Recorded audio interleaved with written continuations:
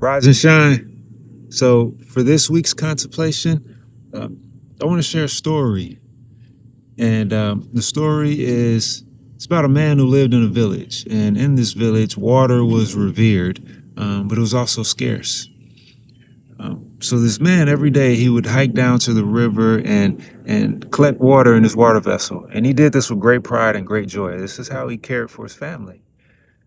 So one day he hikes down to the river. He gathers water like he always does. He brings it home to his family so they can bathe and clean and make teas and cook and do all the things they use the water for. Well, he had a wonderful evening with his family, and he laid down to go to bed. And a thought popped in his mind as he laid there trying to go to sleep. The thought was, what if I break my water vessel? How would I care for my family? He was up ruminating on this thought all night, barely got any sleep. Wakes up the next morning, he's lagging behind because he was tired. He ruminated on this thought, didn't get any rest. He leaves out, he's hiking down to the river as he's done for many years before, and he's constantly ruminating on this thought. It's later in the day, it's hotter outside, so now he has elements that are slowing him down also. He begins to become so obsessed with this thought. He can't continue because he's afraid that if he trips and fall, he'll break his water vessel and he won't be able to care for his family. So he spots a tree and he goes and sits down next to the tree. And he's still ruminating on this thought and he's panicking. He's petrified. He can't get this thought out of his head. Well, a woman from the village, she walks past and she says, "Hey, what are you doing? Why are you next to the tree? You okay? Normally you'd be at the river by now." And he shares the thought.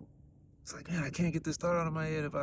If I break my vessel, I can't care for my family. And he's going on and on. And she says to him, well, okay, but you still got to go get water. I'm curious to hear what that story means to you, and what is it about your life that uh, made you come to the conclusion that you came up with.